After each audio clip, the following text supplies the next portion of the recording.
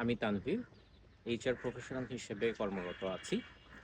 আজকে আপনাদের সাথে এই ভিডিওতে শেয়ার করব ইন্টারভিউ ড্রেস আপ নিয়ে। একজন ক্যান্ডিডেট যখন ইন্টারভিউ রুমে ঢুকছে, তখন সবার আগে যে জিনিসটা চোখে পড়ে সেটা হচ্ছে ইন্টারভিউ ক্যান্ডিডেটের ড্রেস আপটা কীরকম। সো ইন্টারভিউ ড্রেস আপটাই কিন্তু আপনার ফার্স্ট ইমপ্রেশনটা ক্রিয়েট করছে, যে হাউ মাচ স্মার্ট ইউ আর।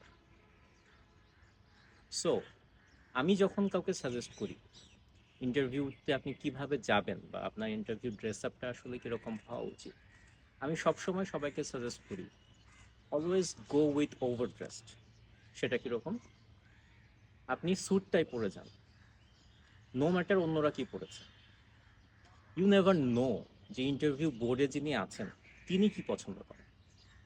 এমনও হতে পারে ইন্টারভিউ বোর্ডে যিনি সব থেকে ভাইটাল রোল প্লে করছেন, সব থেকে গুরুত্বপূর্ণ ডিসিশন মেকিং রোল যিনি প্লে করছেন যে কাকে নেওয়া হবে, এমন হতে পারে যে তিনি একদম সুটেড বুটেড ক্যান্ডিডেট পছন্দ করেন এবং স্কোরিংয়ের ক্ষেত্রে যারা সুটেড বুটেড হয়ে যাচ্ছে তাদেরকে তিনি কিছুটা প্রেফারেন্স দিচ্ছেন।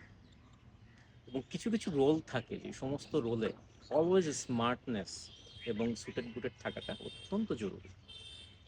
সো আপনি যদি কখনো টাই না পরে বা স্যুট না পরে ইন্টারভিউ বোর্ডে যান, সেক্ষেত্রে অনেক সময় একটা সম্ভাবনা থাকে যে আপনার ড্রেস আপের ক্ষেত্রে যে স্কোরিংটা সেটা হয়তো আপনি একটু কম পাচ্ছেন, এতে আপনি কিন্তু অন্য ক্যান্ডিডেট থেকে একটু পিছিয়ে পড়লেন। বাট আপনি যদি অলওয়েজ সুটেড বুটেড অবস্থায় যান, সেক্ষেত্রে আপনার স্কোরটা কিন্তু অলওয়েজ হাই হবে এক্ষেত্রে।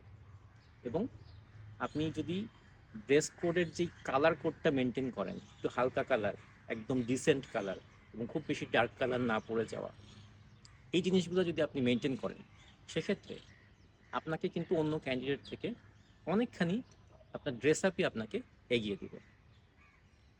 এইচআর রিলেটেড আর কি ধরনের ভিডিও বা টপিক্সের উপরে আপনারা জানতে চান, দয়া করে কমেন্ট বক্সে জানান।